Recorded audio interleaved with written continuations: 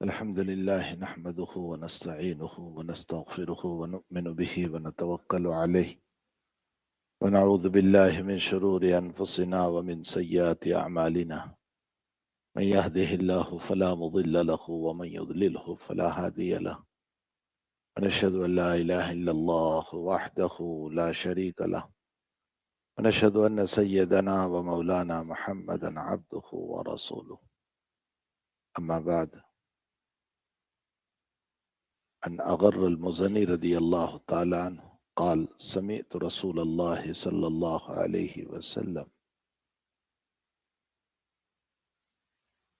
يقول إنه ليغان على قلبي وإني أستغفر الله في اليوم 100 مرة أو كما قال صلى الله عليه وسلم.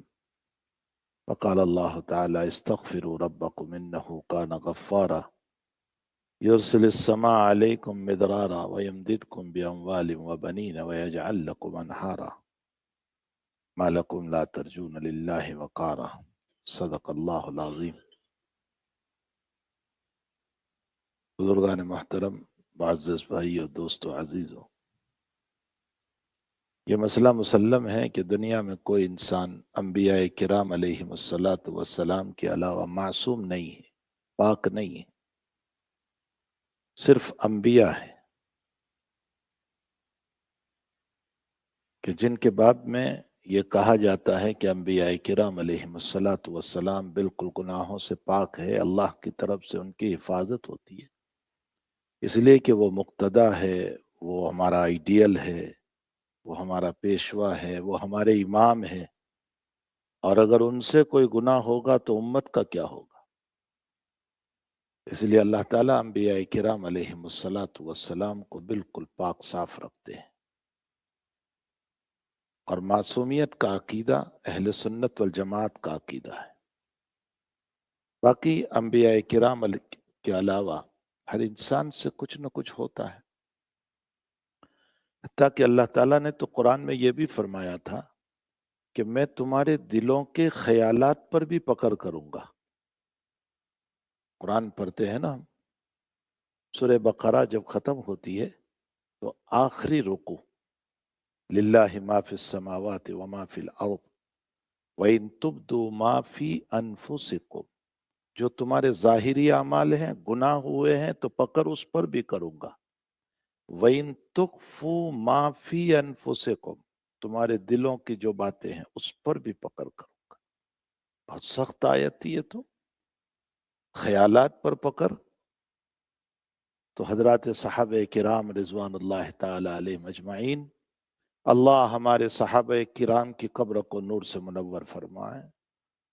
انہوں نے نبی اکرم صلی اللہ علیہ وسلم سے فرمایا کہ یا رسول اللہ، اللہ تعالیٰ تو خیالات پر بھی پکڑ کرنے کو کہہ رہا ہے، تو خیالات سے کون پاک ہو سکتا ہے؟ ہر ایک کے دل پر خیال تو کچھ نہ کچھ آتا ہے. میں ایک مثال، ایک ایگزامپل دیتا ہوں کہ ہمارے ہارٹ اور دل اور قلب جو ہے نا، وہ ایک موٹر وے ہے، ہائی وے ہے. اور اس ہائی وے پر نئے ماڈل کی گاڑیاں بھی چلتی ہے اور پرانی گاڑیاں بھی چلتی ہے.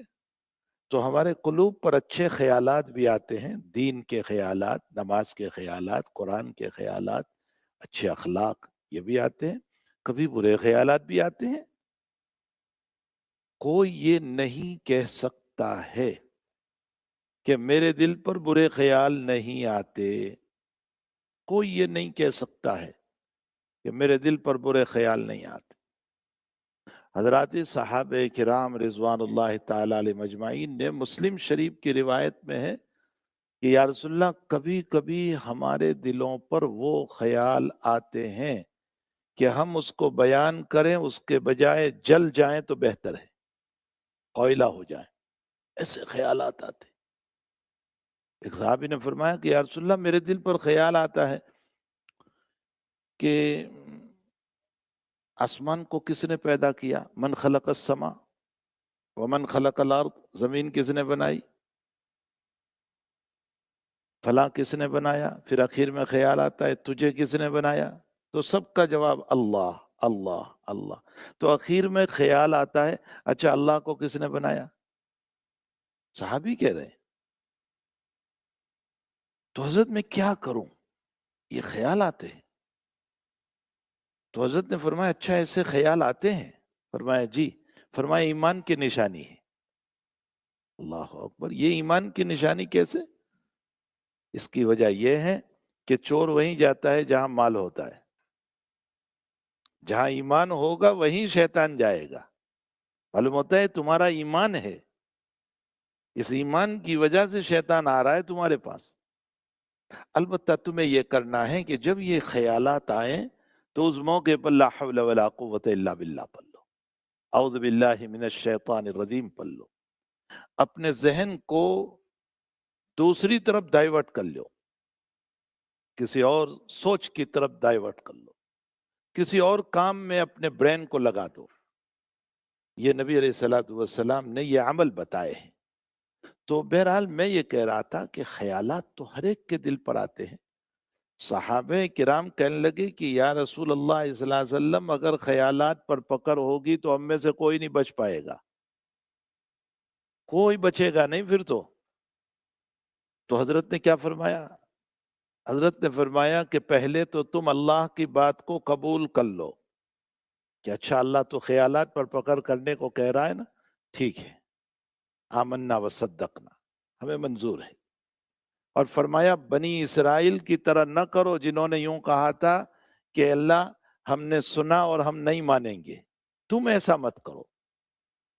صحابہ نے کہا جی یا رسول اللہ آمنا وصدقنا. حق تعالی نے آیت نازل فرمائی آمن الرسول بما انزل الیہ من ربہ والمؤمنون کل آمن باللہ وملائکتہ وکتبہ ورسلہ. تیرے صحابہ کتنے اچھے ہیں جو ایمان لا رہے ہیں ساری چیزوں پر. لا نفرق بین احد من رسلہ، کسی میں فرق نہیں کرتے کہ ہم محمد الرسول اللہ پر ایمان، عیسیٰ پر ایمان نہیں، موسیٰ پر ایمان نہیں. وہ چاہے ہمارے نبی کی توہین کرے، ہم کسی نبی کی توہین نہیں کریں گے، اس لیے کہ اگر ہم نے کسی نبی کی توہین کی تو ایمان سے نکل جائیں گی. ہمیں تو سارے نبیوں پر ایمان رکھنا ہے.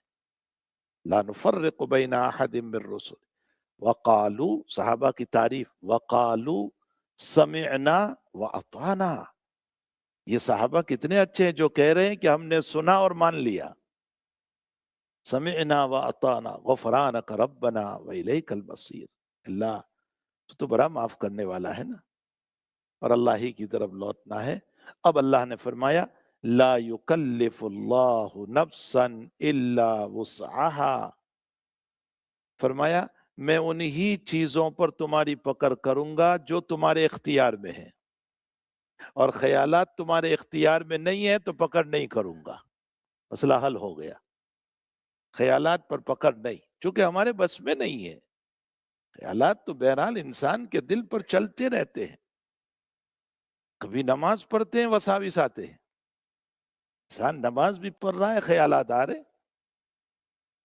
تو فرمایا کہ میں صرف تمہارے اختیار، تم اپنے اختیار سے جو کرو گے اسی پر پکڑ، جو تمہارے اختیار میں نہیں ہے اس پر پکڑ نہیں کروں گا. تو خیر میں یہ کہہ رہا تھا کہ دنیا میں انبیاء کرام علیہم الصلاۃ والتسلیم معصوم پاک، باقی ہر انسان سے کچھ نہ کچھ ہوتا ہی ہے. ظاہر سی بات ہے کہ ہمارے گناہ ضرور ہوتے ہیں، لیکن اللہ کی ذات بڑی رحمت والی ہے.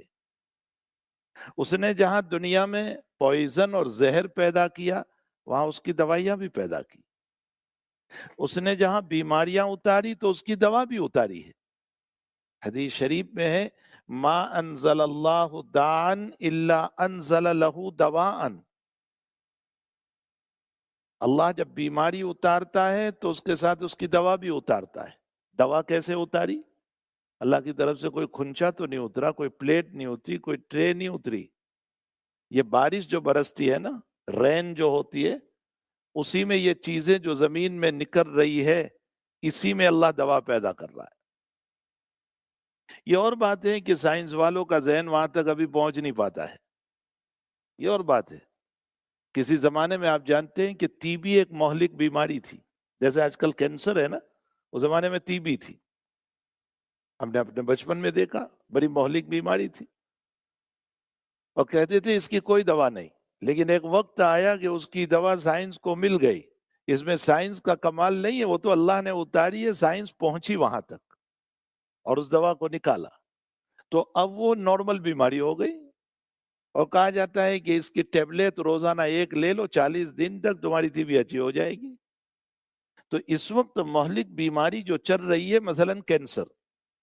اب کینسر پر اس وقت جو ٹریٹمنٹ کیا جا رہا ہے وہ حقیقت دیکھا جائے تو کوئی ٹریٹمنٹ نہیں ہے، اس لیے کہ اس چیز کو کاٹ دینا، سرجری کر دینا، یا یہ ہے کہ کیمو کرنا. کیمو کیا ہوتا ہے؟ کیمو ہوتا ہے گویا کہ ایک گرم چیز کے ذریعے سے ایک مادہ زہریلا ہوتا ہے جس کے ذریعے سے اس ٹیومر کو جو ہے چھوٹا کیا جاتا ہے، اس کو ڈاؤن کیا جاتا ہے، اس کے اندر کے جراثیم کو کم کیا جاتا ہے.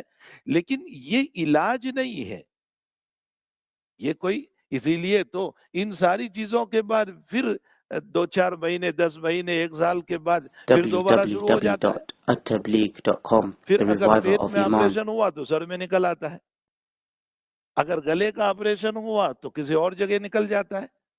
علاج تو اس کو بولتے ہیں کہ جو مکمل ختم ہو جائے.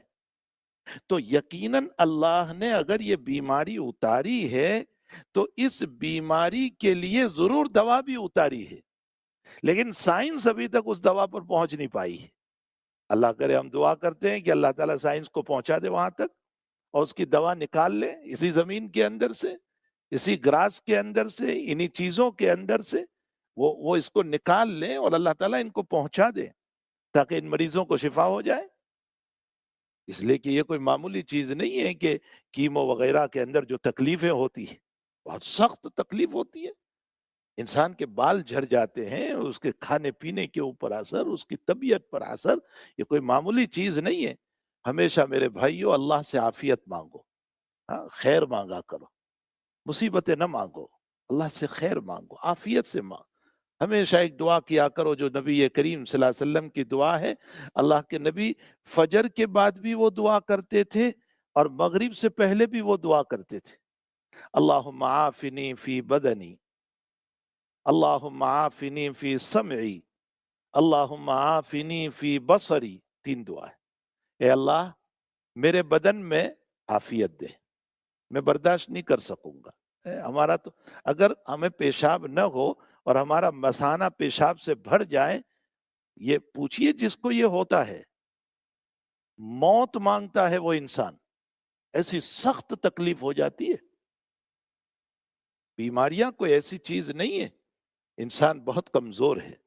خلق الانسان ضعیفا، اللہ کہتا ہے تو بہت کمزور ہے. ایک مرتبہ نبی کریم صلی اللہ علیہ وسلم جمعہ کا خطبہ دے رہے تھے. ایک صحابی رضی اللہ تعالیٰ عنہ کھڑے ہوئے فرمائے یا رسول اللہ صلی اللہ علیہ وسلم بارش نہیں ہو رہی ہے، قحط پڑا ہوا ہے اور ہمارے اینیملز اور مویشی اور جانور مرے جا رہے ہیں، بھوکے مر رہے ہیں، پانی نہیں ہے، حضرت دعا فرما دیجئے. حضرت نے اسی وقت خطبے میں ہاتھ اٹھائے، اللہم اسقنا غیثا مغیثا، اللہ بارش برسا، رحمت والی بارش برسا. صحابی اس حدیث کو نقل کرتے ہوئے فرماتے ہیں کہ بالکل جو ہے بادل نہیں تھے، لیکن حضرت کی دعا کے بعد بادل آنے شروع ہو گئے، یہاں تک کہ حضرت نے نماز شروع کی اور بارش بھی شروع ہو گئی. اور چونکہ وہ تو کچی مسجد تھی، نبی کریم صلی اللہ علیہ وسلم کی مسجد کچی تھی، وہ تو اس کا ٹیریس اور روف بھی کچا تھا، ہماری طرح اتنا پکا نہیں تھا. لیکن ہمارے اکابر فرماتے ہیں اس وقت مسجدیں کچی تھی، نمازیں بڑی پکے تھی. اس وقت مسجدیں کچی تھی، نمازی بڑے پکے تھے. ان کی نمازوں کا حال یہ تھا کہ وہ 2 رکعات کے ذریعے سے اپنی زندگی کے مسائل حل کر لیا کرتے تھے اللہ سے. یہ ان کی نمازوں کا اندر تھا، یہ تاثیر تھی ان کی نمازوں کے اندر. اور آج مسجدیں ہماری بڑی پکی ہے لیکن نمازی کچے ہیں. ہماری نمازوں کے ذریعے سے 2 روتی اور 2 بوتی کے مسئلے حل نہیں ہو رہے ہیں. صحیح کہہ رہا ہوں میں، اس لیے کہ ہماری نمازوں میں ساری نماز خیالات والی ہے. ایک ٹیپریکار کی نماز ہے کہ سبحان ربی الاعلیٰ تو بول رہا ہوں لیکن ذہن حاضر نہیں ہے، تو بول رہا ہوں میں سبحان ربی الاعلیٰ، باقی یہ کہ ذہن اللہ کی طرف نہیں ہے. حالانکہ حدیث شریف میں ہے، حدیث ضعیف ہے لیکن حدیث شریف میں ہے کہ ان الساجد یسجد علی قدمئی الرحمن، ساجد جب سجدہ کرتا ہے نا تو وہ رحمان کے پاؤں پر قدم سجدہ کر رہا ہے، یعنی گویا کہ ہم نے اللہ کے قدموں کی قدم بوسی کر لی۔ دنیا میں اگر کسی محبوب کے قدموں میں پڑ جائے تو کیا حال ہوتا ہے؟ ہم تو اللہ کے قدموں میں پڑ رہے ہیں۔ تو مسجد کچی تھی، پانی طبقہ، نبی اکرم صلی اللہ علیہ وسلم نے کیچڑ میں سجدہ فرمایا۔ صحابہ فرماتے ہیں کہ ہم نے نماز کے بعد حضرت کو یہاں کیچڑ دیکھا۔ اب اس کے بعد ہوا یہ کہ پورا ہفتہ بارش رہی، Saturday, Sunday, Monday, Tuesday, Wednesday, Thursday, پورا ہفتہ بارش۔ بس نبی کی دعا تھی۔ دوسری جمعہ کو حضرت پھر خطبہ دینے سے کھڑے ہوئے تو وہی صحابی یا کوئی اور صحابی کھڑے ہوئے، فرمایا حضرت بارش اتنی ہو گئی ہے کہ اب مویشی اور اینیملز ہلاک ہو رہے ہیں، پانی بھر چکا ہے سارا، اب دعا فرما دیجئے بارش بند ہو جائے۔ تو حضرت ہنس پڑے، خطبے ہی میں ہنس پڑے۔ ہنسنے کی وجہ محدثین نے لکھی ہے کہ خلق الانسان ضعیفا، کتنا کمزور ہے، کل نہیں تھی تو بھی دعا اور آج بند کرانے کی دعا کرا رہا ہے، بڑا کمزور ہے انسان۔ ہمارا پیشاب بند ہو جائے تو ہم برداشت نہیں کر سکتے، اس لیے اللہ سے عافیت مانگو، ہمیشہ اللہ سے عافیت مانگو۔ اور اگر بیماری آ جائے تو پہلی دوا سن لو۔ امام بخاری رضی اللہ تعالیٰ عنہ فرماتے ہیں پہلی دوا استغفار، اللہ سے رجوع کرو، پہلی دوا، بعد میں ساری دوائیاں کرو، ہاسپٹل بعد میں جاؤ، ڈاکٹر کے پاس بعد میں جاؤ، پہلی دوا اے اللہ میرے گناہ کی کوئی نحوست تو نہیں ہے کہ میں اس بیماری میں مبتلا ہو گیا۔ پہلی دوا استغفار، اپنے رب سے استغفار کرو، کثرت سے استغفار کرو۔ تو دنیا میں کوئی انسان ایسا نہیں ہے کہ جس سے جو ہے گناہ نہ ہوتا ہو، گناہ ہر ایک سے ہوتا ہے، لیکن اللہ تعالیٰ نے اس کا تریاک رکھا ہے، اس کی دوا رکھی ہے۔ ظاہر سی بات ہے کہ زہر ہے تو اس کا تریاک، اس کی دوا بھی ہوتی ہے۔ تو گناہ کی دوا ہے توبہ، اللہ تعالیٰ نے توبہ رکھی۔ اس امت کو اللہ نے دو چیزیں عطا فرمائی، حسن بصری رحمت اللہ علیہ فرماتے ہیں دو چیزیں، ایک توبہ اور ایک نیت۔ خوب سنو، توبہ اور نیت، ان دونوں کا فائدہ کیا ہے؟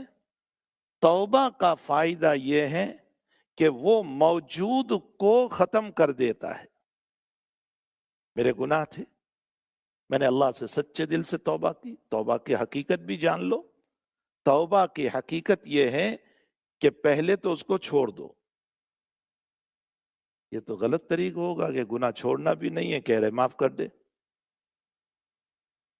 تو ابا معاف نہیں کرتا تو اللہ کہاں سے معاف کرے گا؟ پہلے تو گناہ چھوڑو، دوسرے نمبر پر افسوس کہ اللہ مجھ سے بہت غلط کام ہو گیا، افسوس، اور تیسرے نمبر پر آئندہ نہ کرنے کا ارادہ کہ اللہ میں نہیں کروں گا۔ پھر پکی توبہ کے بعد پھر اگر گناہ ہو جاتا ہے پھر توبہ کرو، کوئی حرج نہیں۔ اللہ تعالیٰ کہتا ہے تم دن میں 100 مرتبہ مجھ سے توبہ کرتے رہو، میں معاف کرتا رہوں گا، لیکن ہر مرتبہ سچی توبہ ہو۔ بشر ہے، انسان ہے، کبھی ہو جاتا ہے۔ تو توبہ کی حقیقت اس گناہ کو چھوڑو، آئندہ نہ کرنے کا ارادہ کرو اور اس پر افسوس ہو، ندامت ہو۔ توبو الی اللہ توبۃ نصوحا، سچی توبہ۔ تو توبہ ایک دوا ہے، اس کے ذریعے سے اللہ گناہ کو معاف کرتا ہے اپنے بندوں کے لیے۔ حتیٰ کہ اس ذات پاک نے تو یہاں تک کہا کہ جب تک عالم سکرات شروع نہیں ہوتی، انسان کی موت کی آخری کیفیت شروع نہیں ہوتی، اگر غیر مسلم بھی میرا کلمہ پڑھے گا تو میں زندگی کے کفر کو بھی معاف کر دوں گا۔ اس کی رحمت ہماری طرح نہیں ہے کہ ہم بہت چھوٹے دل والے ہیں۔ ہماری رحمت کا تو حال یہ ہے کہ ہم بہت چھوٹے دل والے، ہم تو اپنوں کو معاف نہیں کرتے، پرایوں کو کیا معاف کریں گے؟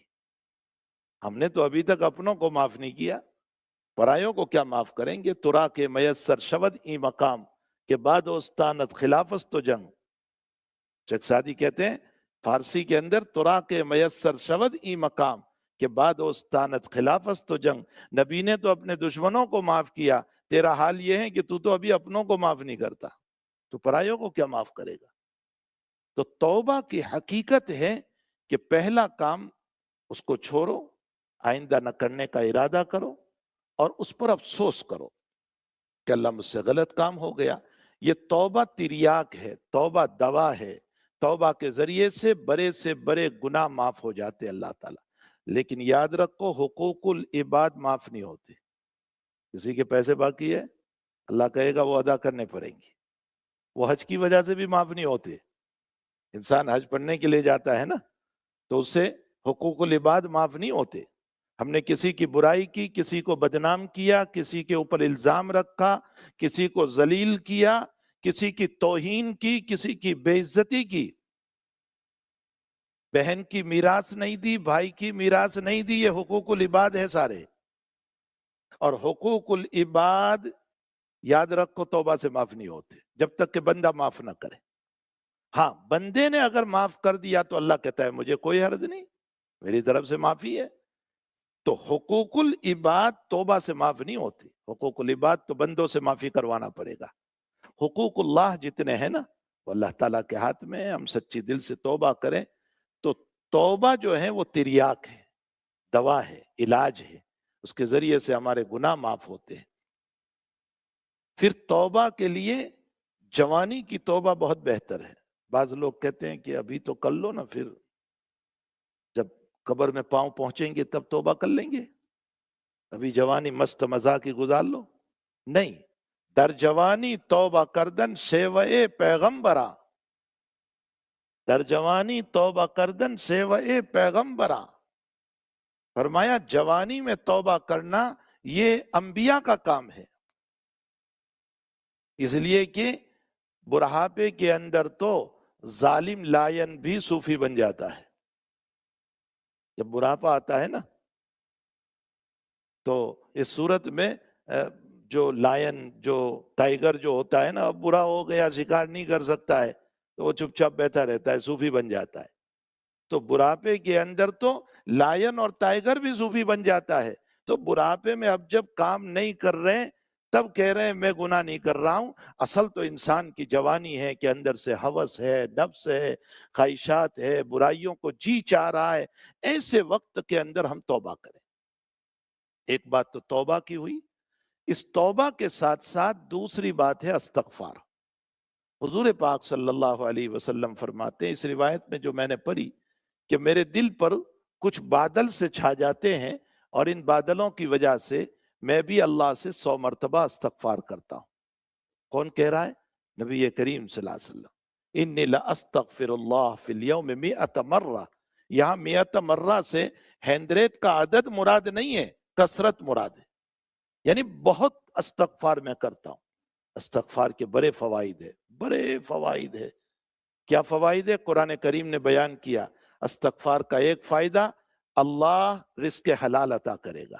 استغفروا ربکم انہو کان غفارا، اللہ معاف کرے گا۔ یرسل السماء علیکم مدرارا، بارش برسائے گا۔ ویمددکم باموال وبنین، اللہ مال دے گا، اولاد دے گا۔ قرآن خود کہہ رہا ہے باموال، یہ کوئی میں من گھڑت کہانی نہیں سنا رہا ہوں، اللہ کہہ رہا ہے، بشرطے کہ ہم دل سے استغفار کریں۔ ہمارے اکابر فرماتے ہیں کہ دن میں کم سے کم 1200 مرتبہ استغفار پڑھو، کم سے کم 1200 مرتبہ، جتنا ہو سکے استغفار پڑھو۔ رب اغفر ورحم وتجاوز اما تعلم انک انت الاکرم۔ یہ جو ہم جب سعی بین الصفا والمروہ کرتے ہیں نا، عمرے میں جاتے ہیں، حج میں جاتے ہیں، تو بین میلین اخضرین جو جگہ ہے نا، چھوٹی سی گرین لائٹ جلتی ہے، نبی علیہ السلام وہاں یہ دعا پڑھتے تھے، یہ استغفار پڑھتے تھے۔ رب اغفر ورحم، اے اللہ مجھے معاف کر دے، مجھ پر رحم فرما، وتکرم، اے اللہ میرا اکرام کر، وتجاوز اما تعلم، اے اللہ میرے گناہوں کو معاف کر دے جو تو جانتا ہے، اس لیے کہ انک تعلم لا عالم، اے اللہ بہت سارے میرے گناہ وہ ہیں جس کا مجھے بھی پتہ نہیں۔ بہت سی مرتبہ ہم کوئی کام کر لیتے لیکن ہم گناہ ہی نہیں سمجھتے اس کو، لیکن اللہ سمجھتا ہے کہ یہ گناہ ہے۔ تو اس کو ہم نے کہا انک تعلم ما لا اعلم، اے اللہ جو تو جانتا ہے میرے گناہ کو وہ میں نہیں جانتا ہوں، انک انت الاعز الاکرم، تو بڑا ہی عزت دینے والا بڑا۔ یہ کہاں پڑھتے تھے نبی علیہ السلام؟ وہ میلین اخضرین جو گرین لائٹ ہے نا، اس کے درمیان حضرت چلتے ہوئے رب اغفر ورحم وتجاوز عما تعلم یہ پڑھتے ہوئے جا رہے ہیں، اللہ سے معافی مانگتے ہوئے جا رہے ہیں۔ تو بھائی استغفار کثرت سے ہو۔ سب سے چھوٹا سا استغفار جو ہے نا، استغفر اللہ العظیم، استغفر اللہ العظیم، استغفر اللہ العظیم، اگر لمبا چوڑا استغفار نہیں پڑھ سکتے چھوٹا سا پڑھ لیا کریں، لیکن استغفار کا معمول بنائیں۔ صبح 100 مرتبہ پڑھ لیں، شام کو 100 مرتبہ پڑھ لیں، یہ عادت بنائیں۔ ہم تو صرف سننے والے ہو چکے ہیں، کرنے والے نہیں ہیں۔ کرنے والے بنو، کرنے والے بنو۔ صبح کا یہ استغفار کا معمول بنا لو، شام کا استغفار کا معمول بناؤ، رات میں بستر پر پہنچو 2 منٹ کے لیے اللہ سے توبہ کر لو، اللہ آج کے دن میں مجھ سے جو گناہ ہو چکے ہیں، اللہ مجھے نہیں معلوم تیرے کتنے ناراض ہونے والے اعمال مجھے معاف کر دے۔ سچے دل سے توبہ کر لو تاکہ رات میں میرا نامہ اعمال کلیئر ہو جائے اور میں صاف ستھرا ہو کر سو جاؤں۔ اگر نیند میں بلاوا آ گیا تو میں کلیئر ہو کر اللہ کے پاس جاؤں گا۔ بس بہت آسان سے طریقے ہیں یہ، کوئی اس کے لیے پیسے تو نہیں دینے پڑتے نا کہ چلو $100 دینے پڑیں گے آپ کو۔ ایک آسان سے طریقے ہیں۔ ہماری زندگی کو رب مولا کی رضا والی بناؤ۔ سب کو مرنا ہے، سب کو جانا ہے، قبرستان میں پہنچنا ہے، حضوری ہے، نہ معلوم کس عالم میں ہم دنیا سے جائیں گے۔ اللہ کو راضی کرنے والے اعمال کرو تاکہ ہم رضا کے ساتھ اللہ کے دربار میں حاضر ہو۔ اللہ ہم سب کو توفیق عطا فرمائے۔ وصلی اللہ علی النبی الکریم برحمتک یا ارحم الراحمین۔ ایسے ہی مزید ویڈیو دیکھنے کے لیے آپ ہمارے چینل نورانی باتیں کو لائک کریں، سبسکرائب کریں تاکہ ویڈیو اپلوڈ ہوتے ہی سب سے پہلے نوٹیفیکیشن آپ کو مل جاوے، اور اس ویڈیو کو شیئر کرنا بالکل نہ بھولیں۔